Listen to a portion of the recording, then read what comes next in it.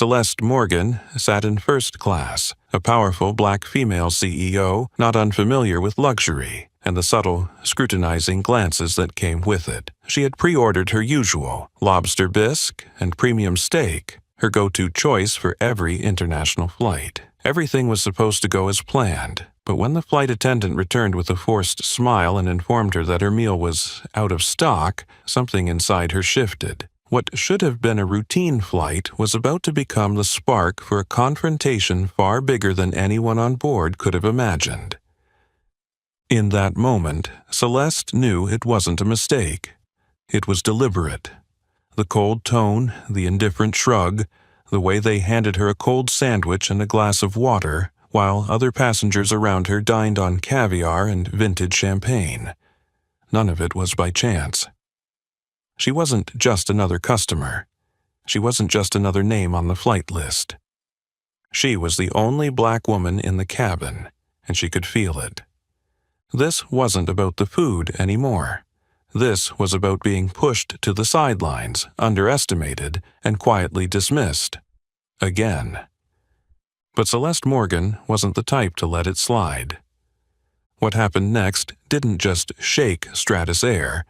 It forced an entire industry to take a long, hard look at itself. Stay tuned to see how a seemingly small act of prejudice sparked a storm that changed everything. Celeste Morgan boarded Stratus Air Flight 917 with an unmistakable air, poised, confident, and in complete control. She didn't need to prove anything. Her name had become legendary in the tech world. As the founding CEO of Morgan Tech, the company behind groundbreaking innovations in artificial intelligence and data security, Celeste had been named Global Influential Woman by Forbes for 3 consecutive years. This flight was taking her to Geneva, where she would finalize a multi-billion-dollar international deal. A deal that would not only expand Morgan Tech into Europe, but also mark the dawn of a new era in tech led by black women. Her perfectly tailored navy suit hugged her tall, elegant frame. Her shiny black leather shoes reflected the luxurious lights from the first-class lounge, and her curly hair was neatly styled in a bun at the back of her neck. Celeste appeared as a symphony of power and grace. No one could ignore her presence, not even those who were born into the privilege of first class. As she gently placed her Hermes handbag in the overhead compartment, a flight attendant approached and nodded politely, but his eyes only brushed over her as if by reflex, then immediately shifted toward a white male passenger who had just appeared behind her. Celeste smiled, saying nothing. She had long grown accustomed to the invisibility the world often reserved for people like her, and she knew those moments were always just the beginning of change. Seat 1A, the first position, the best view, and the spot that would set the stage for everything to come. Seat 1A enveloped Celeste in the quiet luxury of first class, where every stitch on the leather seat, every sparkling drop of champagne in a crystal glass, was designed to cater to those accustomed to sitting at the top of the world. But for Celeste, the summit of the world wasn't a place given to her. It was one she had to fight for, each rung, each breath to climb. As with every flight before this one with Stratus Air, she had pre-ordered the lobster bisque to start, followed by a perfectly cooked prime steak, paired with a special vintage Chateau Margaux red wine. Not because she sought to flaunt it, but because that meal had long been her way of affirming her place here. A black woman among a class usually dominated by white suits, condescending gazes, and symbolic handshakes. Celeste opened her tablet, her fingers gliding over the touch screen. On it was the merger contract between Morgan Tech and a Swiss data security conglomerate. This deal wasn't just about market expansion. It was a strategic play in the global competition she had been plotting for over 2 years. She didn't need to look at the menu. Everything had been arranged in advance, and for a VIP like her, that was always guaranteed. Footsteps echoed softly behind her, measured, sharp. A female voice rang out, gentle enough to send a shiver down her spine. "Good afternoon, ma'am. I'm Becky, and I'll be serving you during this flight." Celeste looked up, meeting the hard, pale face of the attendant. Becky Whitmore. Blonde hair neatly tied at the nape, a smile proper but insincere, and eyes that didn't bother to mask the cold judgment scanning her from head to toe, right down to the thin gold ring on Celeste's left hand. "I believe you received my reservation from last week," Celeste said softly, but firmly enough to make anyone underestimating her hesitate. Becky blinked, then gave a slight chuckle, tilting her head as if acknowledging her. "Yes, of course. We'll serve you as soon as the plane is stable." She turned away, but not before leaving behind a barely perceptible sneer. Celeste furrowed her brow. There was something in Becky's voice and footsteps that felt familiar, not because she knew this woman, but because she had encountered too many like her. The ones who were overly polite, yet always believed power came in only one skin color. Another attendant, a man named Daniel, passed by, bowing his head to greet 3 white passengers behind her, calling them by name. "Good afternoon, Mr. Radcliffe, Mr. Malcolm, and Mr. Clayton. It's a pleasure to serve you today." Laughter rose lightly from behind, the clinking of glasses. A deep voice spoke up. "Well, having caviar before takeoff like this flight's already promising." Celeste didn't turn her head. She didn't need to. But the chill running down her spine told her something. It had been a long time since she had so clearly seen the invisible line between first class and belonging. She lowered her tablet, her fingers tapping rhythmically on the armrest. Each soft tap was like the beat of an alarm for something soon to happen. And she knew, if Becky thought a meal could define who was important, this woman in seat 1A would show her exactly how wrong she was about that. Celeste Morgan gently looked up from her screen as the sound of high heels tapping lightly on the carpeted floor reached her ears. Becky Whitmore, the familiar face, with just enough makeup to appear polished, but not enough to conceal her lack of goodwill, stopped beside seat 1A, holding a food tray that wasn't even covered. "I'm sorry, ma'am, but we've run out of premium meals. We only have cold chicken sandwiches and water," Becky said, her tone devoid of any regret. Celeste narrowed her eyes and turned fully to face the attendant. "I pre-ordered last week. There's an email confirmation, booking reference, and even reminder texts from Stratus," she replied calmly, but with authority. Becky shrugged, the small notepad in her hand flapping loosely as if it were unimportant. Maybe the system wasn't updated. It happens all the time. She turned and walked away, without a single apology, not even a glance back. In that moment, within the luxurious surroundings of first class, Celeste could no longer hear the murmurs of conversation, nor could she see the soft yellow light reflecting off the wine glasses of the other passengers. Everything faded. There was only a heavy silence and the cold sandwich, which felt like a slap, denying her presence. She watched Becky's back as she walked away, the straight posture, the firm steps. That wasn't the demeanor of someone who had made a mistake. It was willful indifference. The calm apathy of someone who believed Celeste wouldn't dare speak up. And worse yet, someone who believed she didn't deserve to be treated the same as the others. Celeste's gaze swept across the cabin.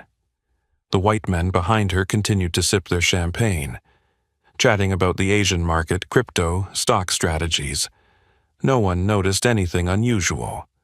Or rather, they were too accustomed to seeing people like her being forgotten. Another attendant, Daniel Klein, walked by and politely stopped to greet the passengers in seats 1C and 1D.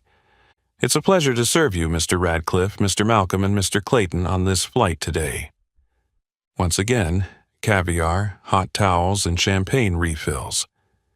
No one said a word to Celeste. No one asked if she needed anything. No one seemed to care that she, the only black woman in the cabin, was sitting with a tray of food that felt like economy class, abandoned in a world where she should have earned her place through intelligence, hard work, and resilience. But Celeste Morgan was not the kind of woman to be pushed aside. She didn't say anything, she didn't get angry, but beneath her calm exterior a quiet storm had begun to rise. A storm that Becky Whitmore, with all her fake politeness and dismissive glare, had no idea she had just sparked. A storm that would sweep away Stratasair's entire service culture. The faded silver tray placed before Celeste was a stark symbol of rejection. The cold chicken sandwich nestled between two thin slices of bread, wilted lettuce, a cheap napkin, and a half-filled glass of water.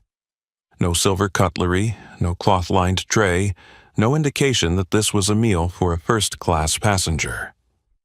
Worse still, it wasn't meant for a female CEO invited to speak at the European Economic Forum. Celeste sat up straight, her hands clasped together on her knees. She didn't touch the tray, not out of pride, but because she needed to fully absorb the insult. She didn't avoid it, she didn't forget it. She needed to remember every detail, every moment, every look from Becky, every chuckle from the rows behind her, and the silence of the bystanders. 6 white men. 6 custom-tailored suits. 6 glasses of champagne raised in unison under the soft light of the cabin. And not one of them, not a single glance was directed at Celeste. No one asked why the only black woman in the cabin was holding a tray of food as if she had stepped into a world not meant for her. But she knew. She recalled the first time she walked into the boardroom of Sterling Capital. It was when she was 33, invited to present the first AI security platform she had developed herself. She arrived early, fully prepared, dressed smartly and confident. But when she entered, a white man in the boardroom didn't look her in the eye. Instead, he spoke to the secretary. "Could you bring me a coffee?" Celeste wasn't angry. She simply smiled and replied, "I'll bring it, if you agree to let me present the $15 million security plan right afterward." The room fell silent. And from that moment she was never mistaken for anyone else but herself. But not everyone learns that lesson. Becky Whitmore, an archetype of a generation pampered by social status, who never had to fight for a place, never had to face rejection for something as arbitrary as the color of their skin. She may not shout racist words or use crude language, but the way she shrugged, the way she didn't bother to apologize, the way she walked away without a second glance, this was the language of modern discrimination. Cold, quiet, but cutting through everything. Celeste shifted her gaze from the tray of food and scanned the cabin. Seat 1, C. Radcliffe, CEO of a venture capital firm, known for investing in startups founded by Ivy League alumni. He had rejected Morgantech early on, citing lack of senior leadership experience. Seat 1, D. Malcolm, a strategic analyst at a large insurance fund, who once questioned at a seminar whether black women are capable of handling high-tech industries. Seat 2A, Clayton, founder of a financial trading platform, once accused of harassing a black female employee but never officially investigated. All 3 were being served Michelin standard dinners, and she was not. Celeste closed her eyes. Inside her, it wasn't mere anger anymore. It was a deep, lingering fatigue, the feeling of someone who had reached the summit of the mountain but was still being pulled back by the invisible rope of bias. But today, she wasn't just climbing the mountain. She was going to break it down. No noise, no chaos, but in her own way, decisive, precise, and irreversible. She opened her phone. Opened Morgantech's internal security management app, where real-time data tracking tools were integrated. With just a few taps, she accessed the staff profile identified through the airline's first-class booking system. Name, Rebecca Ann Whitmore. Position, Senior Cabin Crew, Stratus Air. Internal ID ST-A9035 initial data popped up. There, she saw a profile with several cracks, 2 passenger complaints about service discrimination, an internal email with the comment, "Focus on serving passengers who give better tips." No direct evidence of racism, but the language implied that she categorized customers. Celeste saved everything. Then she sent an encrypted message to Aaliyah Grant, her executive assistant. Activate emergency audit protocol. Flight 917. Cabin crew ID ST-A9035. Send confirmation within 10 minutes. Each word typed carried no emotion, but behind it was a deadly seriousness. Not just for Becky, but for the entire system that had allowed Becky's to exist. She turned off the screen. Her eyes no longer lingered on the food tray. She looked straight ahead, where a small light from the cockpit illuminated a narrow strip, signaling a long runway opening up ahead. This was no longer about a meal, not about unprofessional behavior. This was a declaration. Under the dim lighting of first class, Celeste closed her eyes. But her mind did not. It spun like a giant gear just restarted, each image, each word, each dismissive glance from the past flooding back like a wave. No noise, but intense. She saw herself at 26, in her first pitch meeting in Palo Alto. In the small room, there were 7 white men, all wearing tucked-in shirts and carrying MacBooks. She stood among them, with a prototype of AI security far ahead of its time. But the first thing they asked was, "Do you do tech? Or are you the co-founder for marketing?" She remembered that feeling clearly, the feeling of stepping into a casino where every card had already been dealt, and the chair she was given was the one left over when no one cared. But she didn't back down. She didn't retreat. And in the end, her model was the one the Pentagon ordered 3 years later.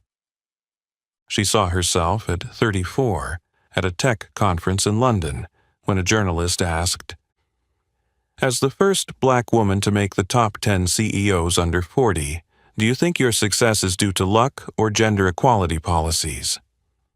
Celeste looked him straight in the eye, smiling like a knife drawn from its sheath. "I think success comes when you work 3 times harder than everyone else, are doubted 10 times more, and keep moving forward as if no one can stop you." The lights on the plane gently changed, from yellow to a soft blue. The pilot announced they were flying over Canadian airspace, 8 hours from Geneva. A ding rang, signaling that the main meal service had begun. A new attendant, Daniel Klein, began moving between the rows. Celeste opened her eyes, still sitting in place, her gaze fixed out the window. Outside, the endless night stretched on. But inside her, another battle was being prepared, a battle that didn't need gunshots, but could shake an entire system. At the heart of that battle was Becky. Becky Whitmore was not a clear villain, no extreme behavior, no openly racist remarks, no blatant insults. But that was the danger. She carried within her a discrimination that had been legitimized into professional demeanor, masked by a fake smile and insincere apologies. And the most telling part, the system had allowed it to continue. It had allowed someone like Becky to rise to senior cabin crew without being stopped, without warning, without oversight, because people like Celeste, too busy surviving, didn't speak up. Celeste knew well. There was a kind of discrimination that never shouts down office hallways. It quietly pushes you off the priority list. It calls you guest, but never by your name like the others. It forgets your pre-ordered meal, but never forgets a white man's meal next to you. And that's why today, she wouldn't stay silent. She tapped lightly on her smartwatch. A safety signal was sent to Aaliyah Grant. Status confirmation. Check flight attendant ST-A9035 background. Validate behavior per International Airline Services Alliance protocol. 3 minutes later, the screen displayed a message. Full profile accessed. 2 customer complaints within 12 months, 1 internal transfer for unprofessional behavior. No formal disciplinary action taken. Celeste nodded slightly. Once again, the system chose silence, but this time she was going to make the system speak the truth. When Daniel Klein approached the row of seats, she signaled for him to stop with a subtle hand gesture. "I have a question, Mr. Klein," she said. Her voice light, but each word like a cold needle piercing through the fine fabric of the airline's reputation. Daniel leaned slightly forward. "Yes, Miss Morgan? I'd like to know, according to Stratus's internal policy, when passengers pre-order premium meals, what criteria are prioritized when there is a shortage of supply?" Daniel hesitated. "Usually, it's based on the order time and flight frequency. I'm a Diamond Plus member. Ordered my meal 7 days ago and received confirmation from the system," she said, her eyes never leaving him. "I understand." Daniel awkwardly looked around, avoiding Celeste's gaze. It could be a system issue or temporary priority from the crew." Celeste said nothing more. She smiled politely, then turned her face away. She had enough. And now, in the softly lit first-class cabin, while others thought this was just a regular flight, Celeste Morgan was rewriting history. Not with a speech, not with a camera, but with evidence, action, and a resolve that no one could break. Not angry, not questioning. No need for loudness or outrage to assert her presence. Celeste Morgan had long learned that true power didn't lie in volume, but in action. Actions that were timely, precise, and irreversible. She opened her phone, her finger lightly swiping across the touchscreen as if sending a simple message to a friend. But what she typed, short and decisive, was an order that would kick off an internal investigation capable of shaking the entire system. Activate internal audit procedure. Flight 917. Crew records required. Confirm. Just 6 lines. 6 lines that could end anyone's career. 6 lines that would force Stratus Air's board of directors to sit down, not to discuss service or marketing, but to confront the truth they had avoided for years. Aaliyah Grant, Celeste's senior executive assistant, was trained not only to manage tasks but also to handle crises, truly at the corporate security level. And when she received this message, Aaliyah didn't ask, "What happened?" or "Are you okay?" She responded in the true Morgan Tech style. "Received. Data retrieval in progress." Celeste tucked her phone into her jacket pocket. No words, no expression. Meanwhile, across the ocean, an entire chain of servers had been awakened. Passenger data, service logs, Stratus Air employee records were being accessed, filtered and verified against the standards of one of the highest-level security systems globally. In the first-class cabin, no one knew what was happening. The laughter continued behind her. Radcliffe and Malcolm were debating European digital currency, while Clayton was on his 3rd glass of champagne. Becky Whitmore was still circulating between the rows with her professional, fake smile, continuously asking the gentlemen if they needed more hot towels. But she never looked back at Celeste, because in her mind, Celeste had already been classified unimportant. Celeste remained still, but her ears caught every detail. She noticed the way Becky smiled brightly when asking Mr. Malcolm, "Would you like to try the company's chocolate mousse?" The way she bent lower than usual when pouring wine for Mr. Radcliffe. The way she gently touched Mr. Clayton's hand when offering a toast. It was all selective, and it all pointed toward a certain type of customer, not her. 12 minutes after the first message, Celeste's watch vibrated lightly. An encrypted message was sent, accompanied by a large PDF file and 2 internal links. She opened the file, her eyes scanning the first line. Flight Attendant Behavior Record, Rebecca Ann Whitmore, IDST-9035. Beneath it, quiet but sharp notes, May 2023, VIP passenger complaint about being served the wrong meal 3 times consecutively, signs of favoritism toward guests of the same class. August 2023, internal report on unprofessional comments in the crew break room. November 2023, crew operations requested temporary suspension due to behavioral factors affecting service reputation. All incidents ended with one brief note: no formal disciplinary action taken. Celeste clenched her right fist, but her face remained calm. Not a hint of anger showed on her lips or eyes, just a cold confirmation she was right, and they were wrong. And worse still, they had let it continue. Becky was not just a flawed individual.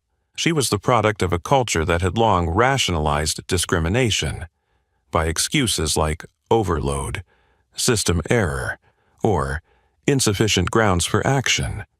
It was this culture that had created people like Becky, and today it would have to face the consequences.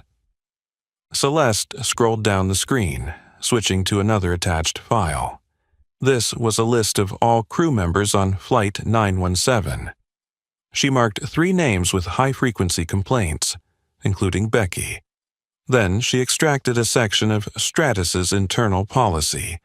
Any discriminatory or biased behavior in service, even without direct verbal evidence, if corroborated by repeated actions, will be dealt with according to industry ethical standards. She smiled, not because of triumph, but because she knew. Today her silence was no longer weakness. It was power.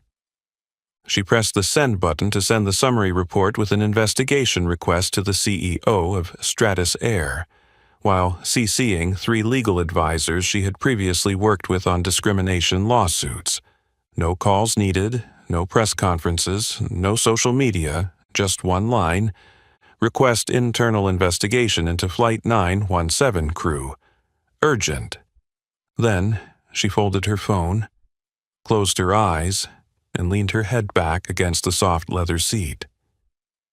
The sky outside remained calm, but under those clouds a storm was forming, and Celeste Morgan was the eye of the storm. As Celeste Morgan rested her head against the soft leather seat of 1A, her eyes half closed under the gentle cabin lights.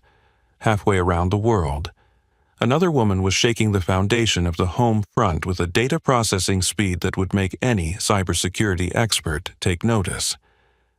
Aaliyah Grant, 29 years old, Celeste's senior executive assistant, sat in her office on the 42nd floor of Morgan Tech Tower in Manhattan. Her frizzy hair was pulled back into a tight bun, a habit she followed whenever entering a state of absolute focus. The room was now only lit by the glow of the LED screen reflecting off her thick glasses, and the rhythmic tapping of the keyboard like the heartbeat of a data pursuit reaching its climax. Celeste didn't need to say much. She didn't need to elaborate. Just a text with the right keywords was enough for Aaliyah to understand the gravity of the situation, because between them, trust wasn't in the quantity of words. It was in the accuracy of each action. Aaliyah opened the internal analytics dashboard, accessing the security API linked to aviation industry data and partner documents from international airlines. A stream of code appeared, and in less than 90 seconds the first piece of information surfaced: Rebecca Ann Whitmore, senior cabin crew, Stratus Air, ID ST-9035. Joined 2018 roll. Confirmed on Flight 917. The data seemed ordinary, but Aaliyah didn't stop there. She opened additional customer feedback files, analyzing the history of complaints from flights involving Becky over the past 3 years. And then, the suspicious pieces began to surface. February 2022. A black first-class passenger was denied their pre-ordered wine, with no clear reason given. September 2022. 2 Asian passengers reported being served after all other passengers, despite boarding earlier. March 2023. An Indian female entrepreneur was ignored after pressing the call button 3 times on Flight 803. None of these reports led to any disciplinary action. The system recorded the familiar excuse: insufficient evidence to process violation. Aaliyah furrowed her brow. She knew too well how these kinds of records were blurred. People like Becky knew how to maneuver around the boundaries of the rules. No shouting, no direct insults. She simply didn't engage with those she didn't deem worthy. And the system had allowed her to exist this way for nearly 6 years. Aaliyah opened the internal cross-referencing tool with Morgantech's behavioral recognition system, an exclusive tool developed by herself and Celeste, designed to analyze bias patterns from tone, facial expressions, response times, and interaction levels with different customer groups. The results made her smirk. Not a smile, but a reflex of professional disdain. Bias interaction. Index 87.4%. Repeated bias behavior towards non-white customers. 15 times 36 flights recorded. Warning: high organizational culture risk. Recommend deeper investigation. Aaliyah marked all the data points, created a PDF report with encrypted validation, and linked it to the internal evidence library. She sent the report to the command-level review inbox, the channel reserved for serious cases affecting strategic partners or brand reputation. She attached a note: Systemic discriminatory behavior. Flight 917 crew. Sent per Celeste Morgan's request. Activate organizational culture investigation. At the same time, Aaliyah sent copies to 3 senior executives at Stratus Air, including CEO Charles Edmonds, a former ally of Morgantech in technology collaborations. She knew Edmonds wouldn't ignore anything from Celeste, not only because of respect but because he understood. When Celeste Morgan decided to take action, it wasn't for retaliation. It was because the system needed to change. Less than 5 minutes later, Aaliyah's screen lit up with a confirmation notification. Investigation order has been issued. HR and legal team will be at the destination to conduct immediate evaluation. Thank you for bringing this to light. Aaliyah exhaled, pushing her chair back and resting her hands behind her head. She didn't feel relief. She knew this was just the beginning. Throughout her career by Celeste's side, she had seen her CEO defeat giant banks, ruthless investment firms, and slippery politicians. But she had never seen Celeste send an audit now signal without a very justifiable reason. The clock struck 2 a.m. in New York. On board Flight 917, in Seat 1A, Celeste was still awake. But Becky Whitmore was still smiling in Seat 2C, unaware that from this moment on, everything around her was beginning to collapse. Celeste nodded slightly, her gaze as cold as steel, but her voice remained the calm tone of a leader who was all too familiar with confronting decaying systems.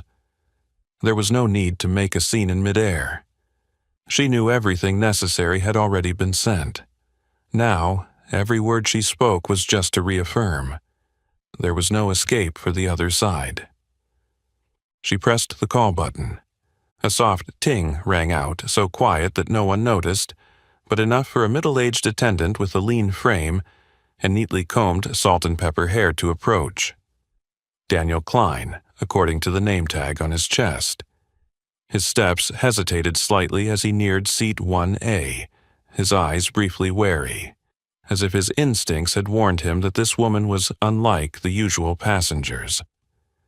"I'd like to ask again about the pre-ordered meal," Celeste said, her voice low and steady, but carrying the pressure of someone who wouldn't accept an easy answer.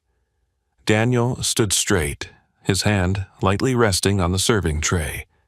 "Yes, ma'am, Celeste cut him off, not raising her voice, but it was sharp like a slice. "I heard Ms. Whitmore talk about prioritizing passengers. What did she mean by that?" Daniel was speechless. His eyes scanned around, as though searching for an escape from what seemed like an innocuous question. But he understood. This wasn't a question about the meal.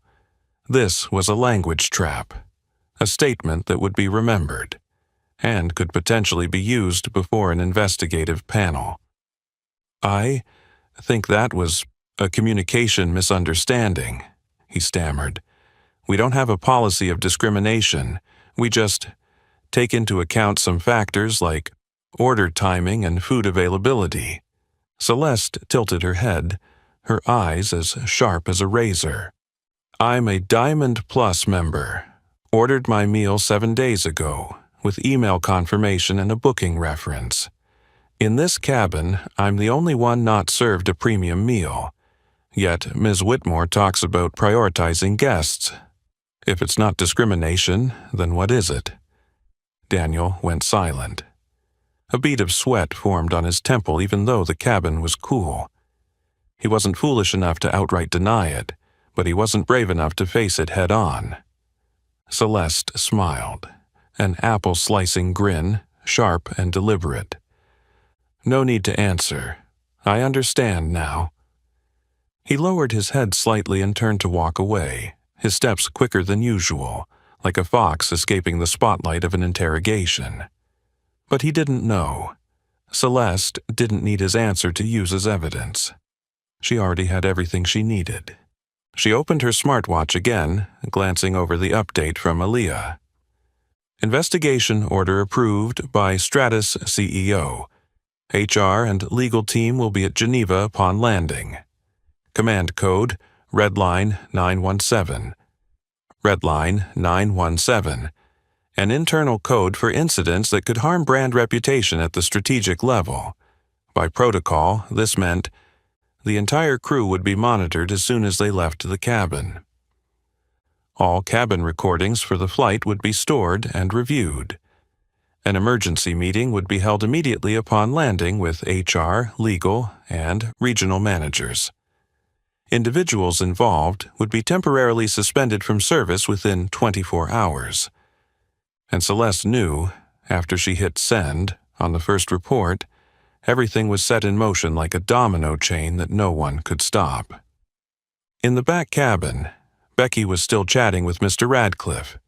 Each step she took between the rows was an unconscious act of providing more evidence for customer discrimination. She didn't know that her behavior, interactions, and even tone of voice were being recorded by the AI system from the cabin cameras, which Morgantech had temporary access to from its partner to protect the interests of VIP passengers. Celeste exhaled, lightly but not softly.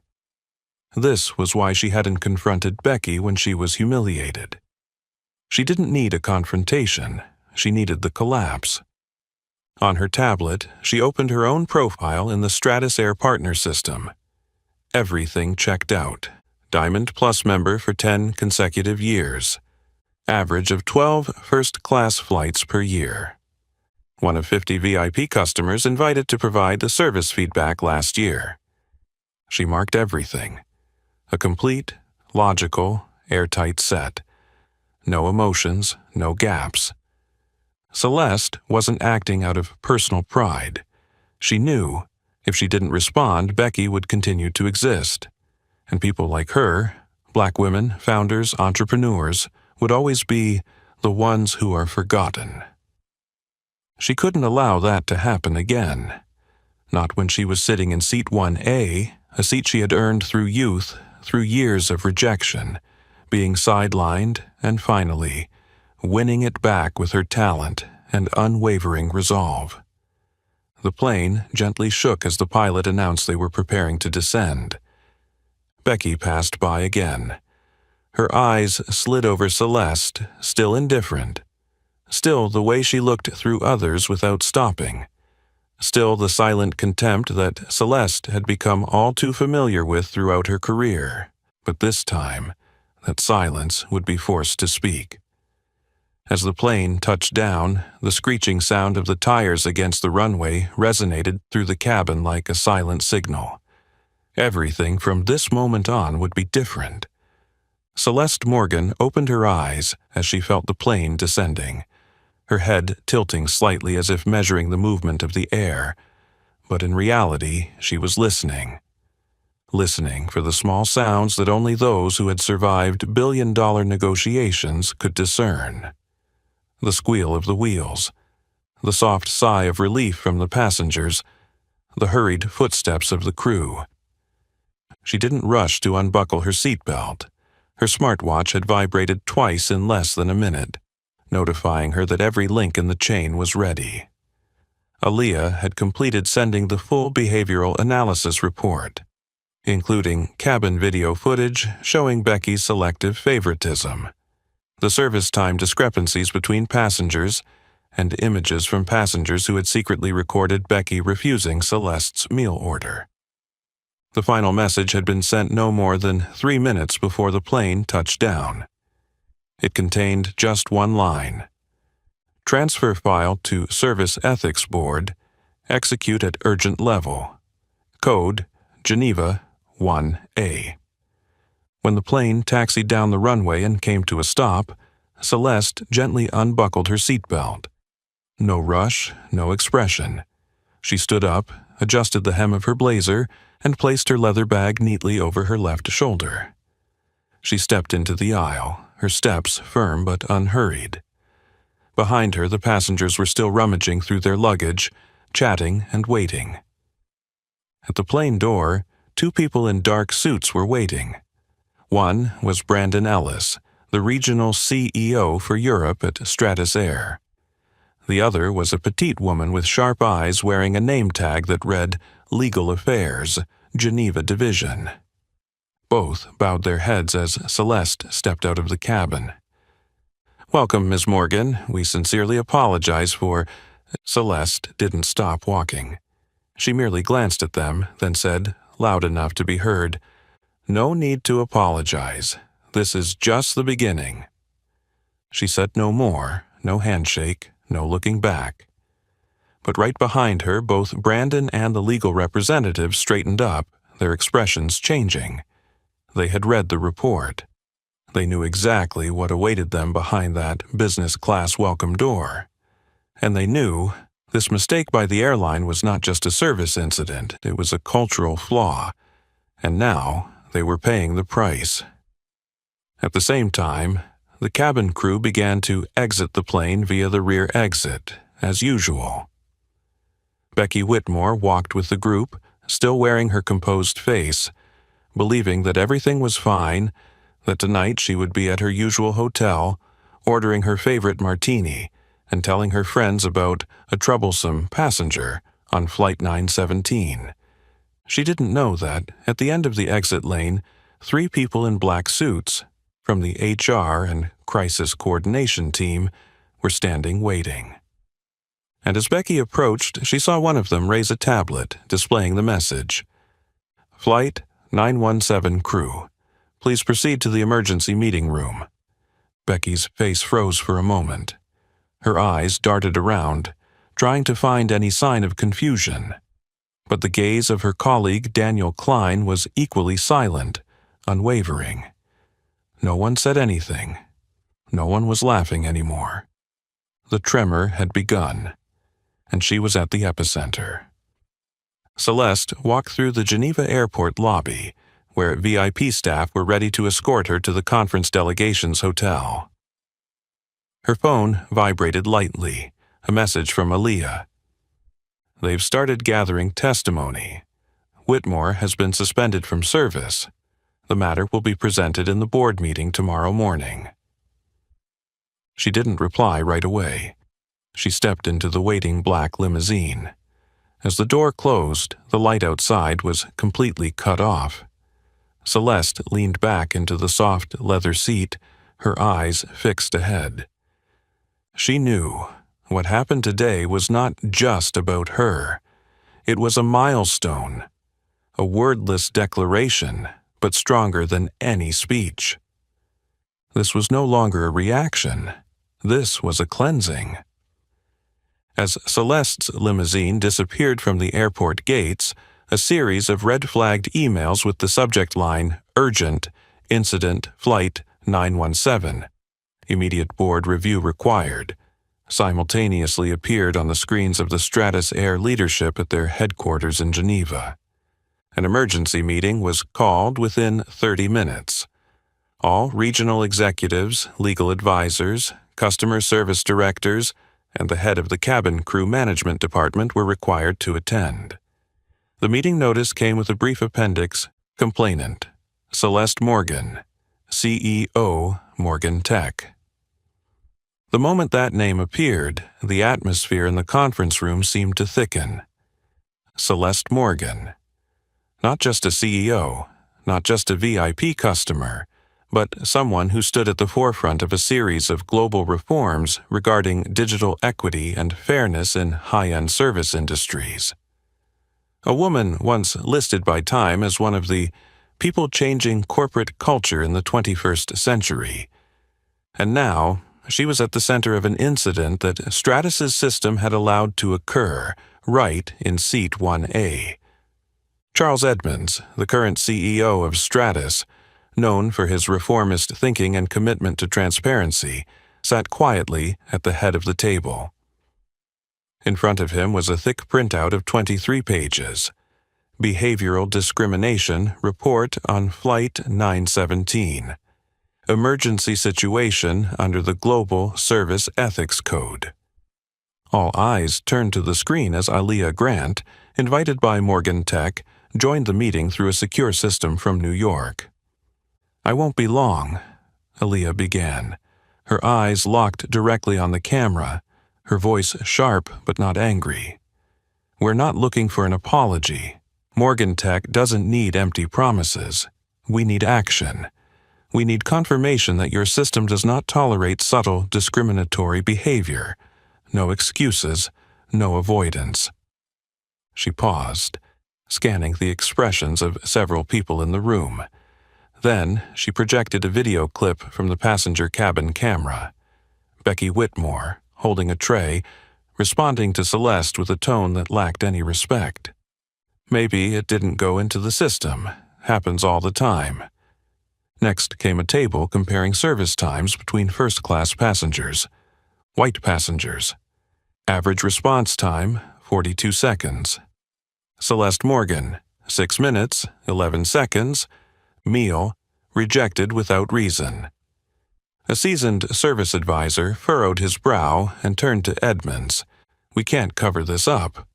"We won't," Edmonds replied firmly. Not because he was pressured by Celeste's name, but because he realized this was no longer a personal issue. The service system that Stratus Air had once prided itself on, service for the elite, was now exposed in an entirely different light, a service structure where elite was defined not by achievements, but by race, gender, and outdated societal norms. And the woman sitting in Seat 1A was the one who had drawn the line on that mistake. As Aaliyah ended her call, Edmonds stood up, tapping his hand on the table once. "From this moment forward, all members of the Flight 917 crew are suspended. An investigation will be extended to all flights involving flight attendant Rebecca Whitmore in the past 24 months. He paused, looking at each person. "We will issue a public apology to Ms. Morgan, and not just that. we will invite her to join as a cultural advisor for the entire crew training system at Stratus. A regional director raised an eyebrow. You plan to have her rewrite our policies? Edmonds nodded without hesitation. Not let. We need her to rewrite them. An unprecedented decision. But at this moment, no one was thinking about old policies, because everyone knew if they didn't act, the Stratus brand would be forever linked to this scandal as a stain on their high-end silk. In Geneva, Celeste sat in her hotel room overlooking Lake Leman. On the table in front of her was a steaming cup of herbal tea, and an email had just been opened. We sincerely apologize for what occurred. A comprehensive investigation has been initiated. We would be honored to invite you to join our Cultural Reform Advisory Team. This is not only an honor, but a responsibility we believe only you can undertake. Charles Edmonds, CEO, Stratasair. Celeste didn't smile. She lightly tapped her fingers on the table. 3 sharp taps. Her eyes fixed on the lake. Quietly. Enough to understand that the earthquake she started from a cold sandwich tray had now caused an entire industry to take a hard look at itself. The cabin crew of Flight 917 stepped off the plane with their usual demeanor, relaxed, relieved after a long journey. Becky Whitmore led the group as usual, her high heels tapping lightly against the terminal floor, her blonde hair still neatly tied up, and a smile on her face that looked more like a mask worn too long to distinguish the real from the fake. For Becky, the flight had been nothing special. A minor issue with a difficult passenger, just like the dozens of times before. In her mind, Celeste Morgan was simply an overly sensitive businesswoman who overreacted because she didn't get her seafood soup or steak. Making a fuss over a sandwich tray, what a drag, Becky thought to herself. But as they passed through the door leading to the crew exit, no one in the group was smiling anymore. It wasn't a red carpet waiting for them. It was a line of people standing in wait. 3 men in black suits from the Internal Security Department.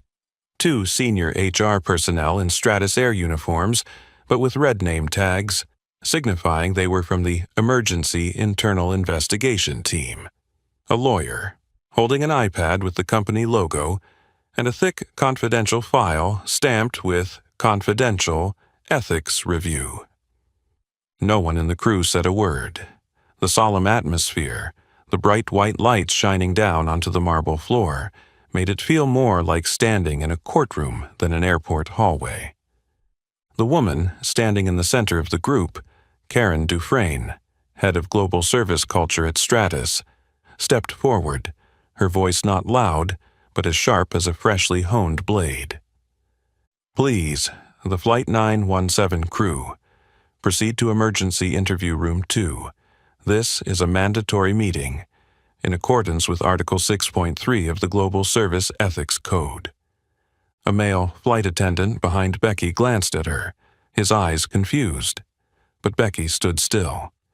She opened her mouth, probably to ask, "What's going on?" But Karen's gaze made her swallow her words. The list was ready. The files were locked. They were no longer flight attendants finishing their shifts. They were individuals being investigated for serious violations of professional ethics. They were led down a narrow hallway with 6 separate rooms. Each person had a room to themselves. No phones were allowed, no assistants present. Each room had a camera recording, a senior staff member, and a lawyer observing. Becky sat in the chair, her back straight, trying to stay calm, but inside she could feel the turmoil beginning. The woman sitting opposite her opened a file, her eyes never leaving the lines. "Ms. Whitmore, we will ask you a few questions based on your service data for Flight 917, as well as prior flights in the past 24 months. This interview is being recorded and may be used as evidence in internal disciplinary procedures, including immediate dismissal if any violations are substantiated. Becky swallowed hard. Her lips felt dry. The investigator opened the tablet. A video played. It was the moment she had told Celeste Morgan. Maybe it didn't go into the system. Happens all the time. Celeste's gaze in the video wasn't angry.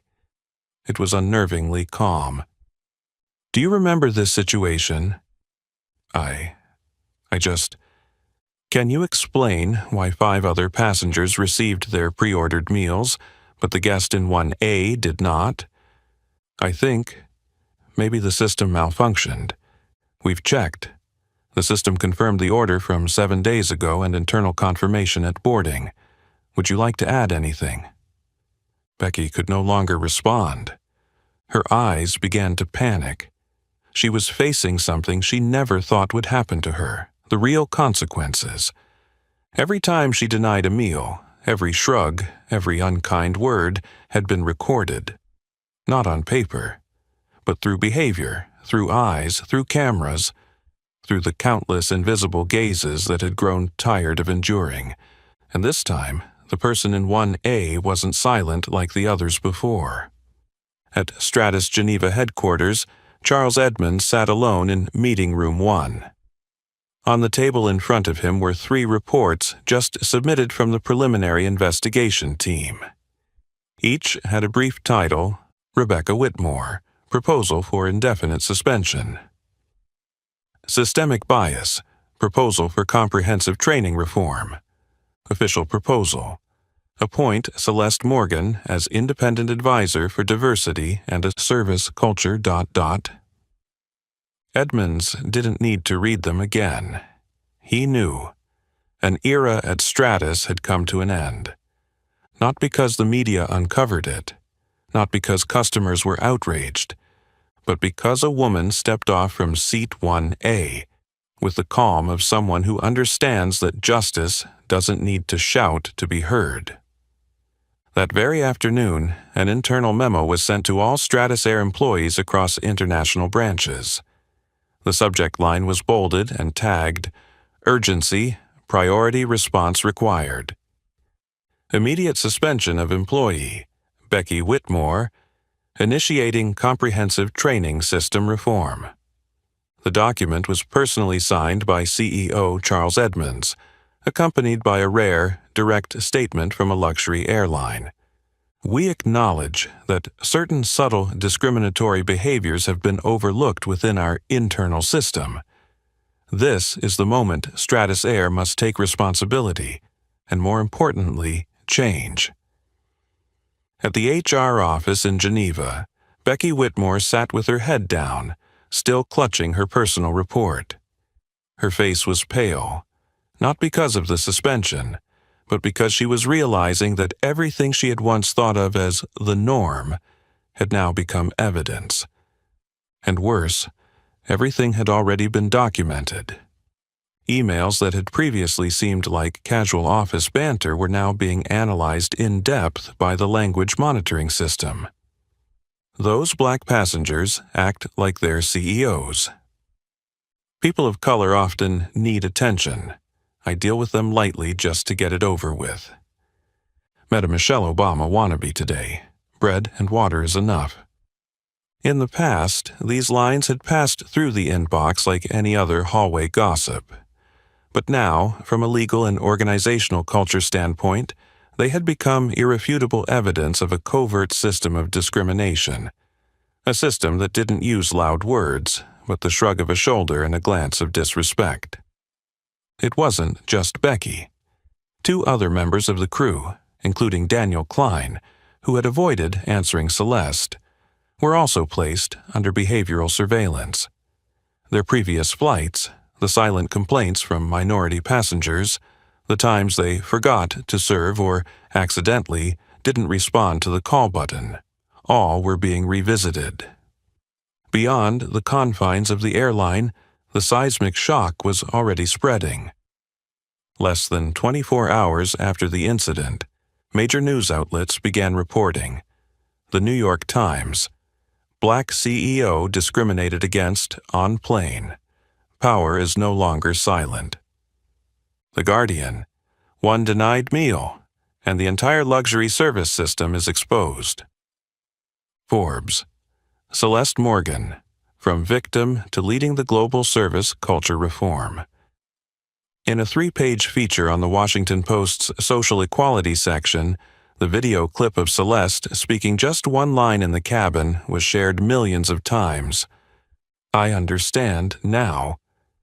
It wasn't an accusation. It wasn't a retaliatory blow. It was a statement that she had seen it all, and she wouldn't let it happen again. Shortly after, a social media campaign called #Seat1A began to spread. Thousands of people shared their stories. Times they had been pushed aside, ignored, treated as invisible because of their skin color, gender, or background.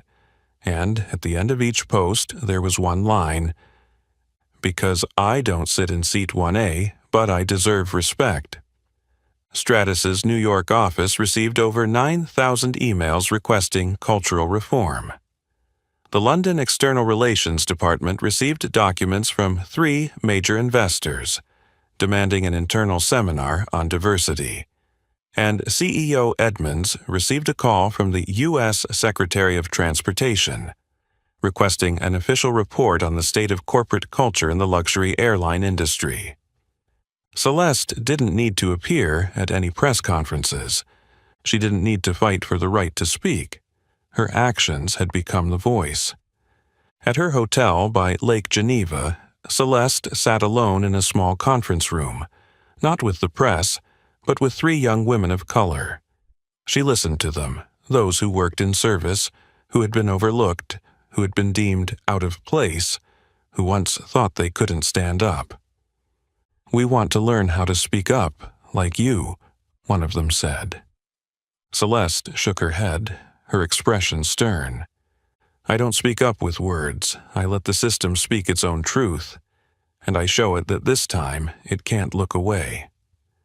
Outside the window, the surface of Lake Léman was still as glass, but deep within the water the waves were quietly moving, just like the changes that had been set in motion from Seat 1A on a flight Becky Whitmore would never forget.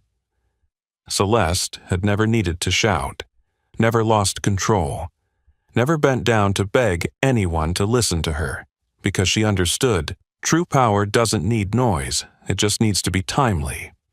And this time, the right moment was a cold sandwich, a cold gaze, and a meal being denied. Not because of lack, but because the person sitting in Seat 1A didn't fit the definition of worthy in the eyes of the server. She hadn't slapped, hadn't questioned, hadn't stood up in the first-class cabin to make a scene like so many people had advised her in workshops on how to protest. She simply nodded and said, "I understand now." And it was that calm that unraveled the true face of a system, one where luxury was not designed to serve, but to subtly exclude those deemed not belonging. Jokes like, "Black passengers always act like their CEOs," that were once considered internal, had now been made public. Service data that had been ignored was now displayed in charts. Emails that had sunk into archives were now evidence, all revealed by someone who hadn't raised her voice. 3 days after the incident, Stratus Air held a press conference in Geneva, attended by dozens of major media outlets. For the first time in the company's history, they invited a guest who wasn't from the leadership team to speak, Celeste Morgan. She stepped onto the stage in an ivory white suit, no glitter, no logo, just a small blackbird-shaped pin on her collar, symbolizing the Seat 1A coalition she had founded with African female leaders to advocate for fairness in luxury services. There was no prepared speech, no media team standing behind her. She simply held the microphone and spoke with a steady, clear voice, each word like an arrow piercing through the veneer of grandeur. "I'm not here to be angry. I'm not here to be the typical victim. I'm here because there are people sitting in Seat 34F, or the seats next to the bathroom, who are considered unworthy of attention, just because of their skin color, their accent, or because they don't know how to call out the right wine on the menu. She looked directly at Stratus representatives but didn't criticize. She let the truth speak for itself. I'm not asking for a meal. I'm asking for a system that doesn't exclude me simply because I don't look like the usual passengers in Seat 1A. She spoke about Becky Whitmore, but didn't mention her name. She spoke about how flight attendants memorize the names of 3 white passengers but only refer to her as the guest. She spoke about the feeling of being seen but never truly acknowledged. Then she stopped. The lights on the ceiling subtly shifted, from cold white to a warm yellow tone. For a moment, no one moved. No further words were needed. After the press conference, a series of progressive changes began to unfold within Stratus. Mandatory training for 100% of flight attendants on unconscious bias and equity in luxury service. Creation of a direct feedback channel for VIP passengers with a rapid response team on. Organizational culture. Invitation to Celeste Morgan to serve as a strategic advisor for the Redefining Luxury. Program, a global initiative on fairness in luxury services. Becky Whitmore, once the unspoken symbol of proper service, now became the living example of a system that had been designed to operate smoothly on the silence of the disadvantaged. Bloomberg ran a headline on the front page. When Celeste didn't need to shout, a CEO changes the entire airline industry with one look. And beneath it was a small subtitle, and with just one line, I understand now. That night, Celeste declined every interview request. She turned down all major networks, including CNN and BBC. She didn't need to say more, because everything that needed to be said had already been spoken by the system itself through its true nature. On the hotel balcony, she looked out at the still waters of Lake Leman. A young assistant stepped out, ready to announce the positive feedback from Stratus's shareholders, but Celeste simply raised her hand to stop him. I don't need feedback, she said. I just need the system to never dare fall asleep again. And for her, that was the real victory. An internal memo from Stratus Air headquarters flashed in the inboxes of over 22,000 employees across global offices and airports. Immediate suspension of employee Becky Whitmore, initiating comprehensive service training reform. The document was personally signed by CEO Charles Edmonds and accompanied by a blunt statement rarely seen from a luxury airline. We acknowledge that certain subtle discriminatory behaviors have been overlooked within our internal system. This is the moment Stratus Air must take responsibility and, more importantly, change. At Stratus HR office in Geneva, Becky Whitmore sat with her head lowered, still clutching her personal report. Her face was pale, not because of the suspension, but because she was realizing that everything she once thought was just the norm had now become evidence. And worse, everything had already been documented. Emails that had once seemed like casual office banter were now being analyzed meticulously by the language monitoring system. Black passengers act like their CEOs. People of color often need attention. I handle them lightly just to get it over with. Met a Michelle Obama wannabe today. Bread and water is enough. Previously, these lines had passed through the inbox like any other hallway gossip. But now, from a legal and organizational culture perspective, they had become irrefutable evidence of covert discrimination. A system where discrimination wasn't yelled out but done with a shrug and a lack of respect. It wasn't just Becky. 2 other members of the crew, including Daniel Klein, who had avoided answering Celeste, were also placed under behavioral surveillance. Their previous flights, the quiet complaints from minority passengers, the times they forgot to serve or accidentally didn't respond to call buttons, all were being revisited. Beyond the airline's internal walls, the seismic shock had already reached further. Less than 24 hours after the incident, major news outlets began covering the story. The New York Times: Black CEO discriminated against on plane. Power is no longer silent.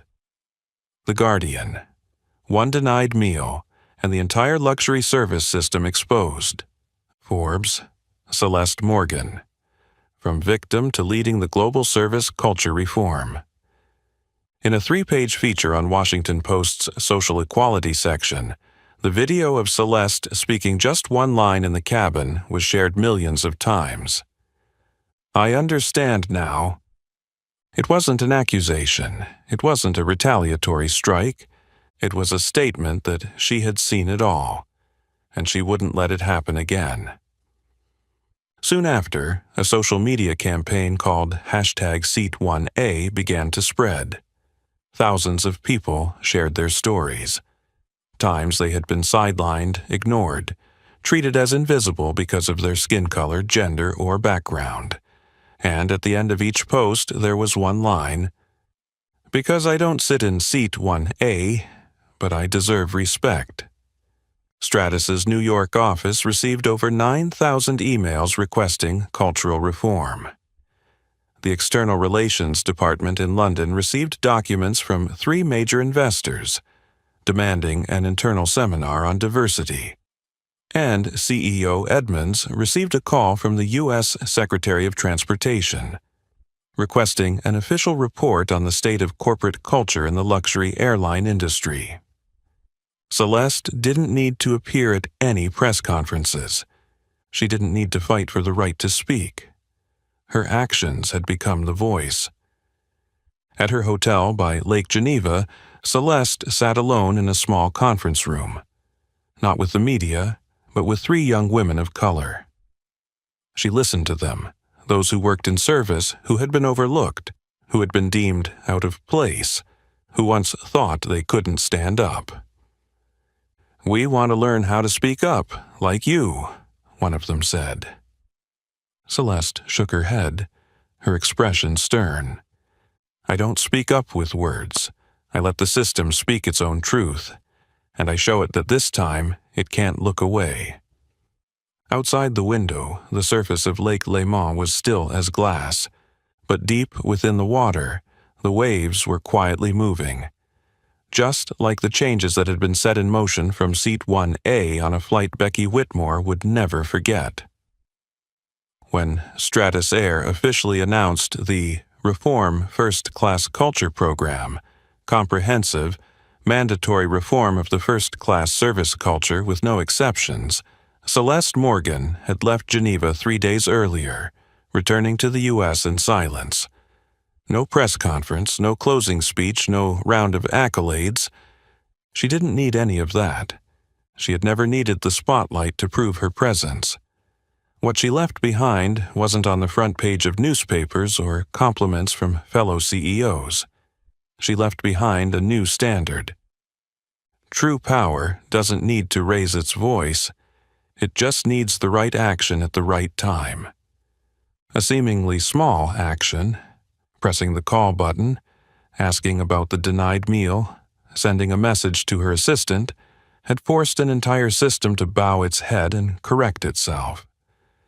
The behavior that others would call sensitive or overreacting was actually the beginning of a silent revolution in the luxury service industry. And from that day on, when a black passenger, whether a business person, artist, activist, or a single mother flying first class for the first time, boards a plane, they would no longer be seen as a stranger in a world designed not for them. Because no one would know who was sitting in seat 1A. It could be a CEO, an investor, a global tech platform founder, or perhaps simply someone with enough strength not to bow down to discrimination, even when it's hidden beneath a pristine white towel and a standard service smile.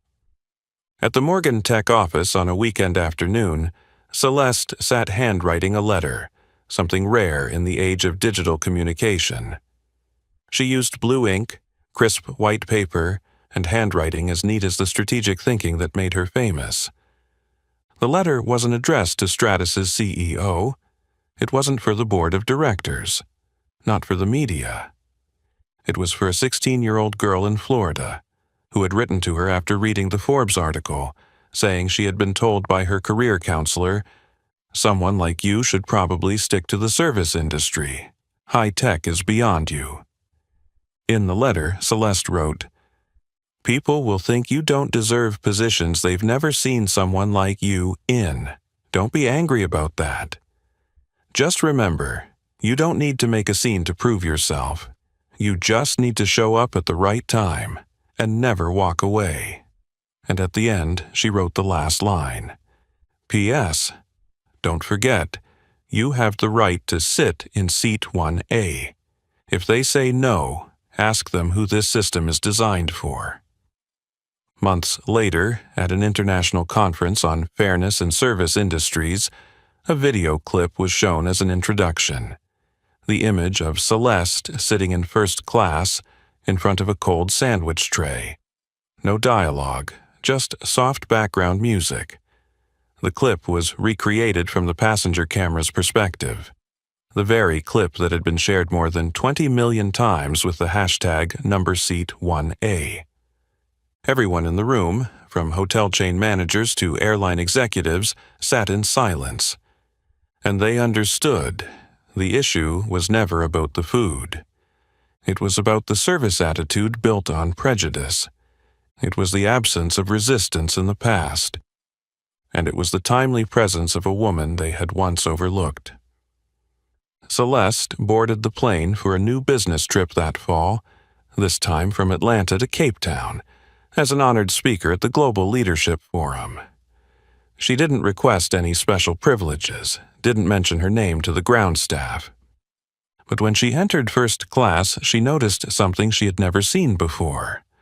A small nameplate, placed in front of seat 1A, with the simple inscription, "Reserved Seat of Change." And at the bottom, 3 words, "We remember you." Celeste smiled lightly. No words needed. She sat down, fastened her seatbelt. The plane began to taxi.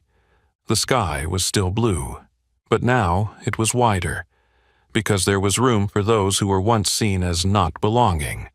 A denied meal, a cold gaze. An action that seemed small had uncovered an entire system of discrimination hidden behind the polished veneer of luxury. Celeste Morgan didn't shout, didn't demand, didn't seek revenge. She simply and quietly made an empire reflect on itself, and from that moment, change forever. Her story is a reminder. We don't need to shout to be heard, just the right action at the right time. So what about you? Have you ever been overlooked in a space where you rightfully deserve respect? Will you choose silence or speak up? Share your thoughts in the comments below. We'd love to hear your story. If this story made you reflect, hit like, share to spread the message, and don't forget to subscribe to the channel to catch the next inspiring journeys. Because sometimes, all it takes to change an entire system is someone sitting in the right seat.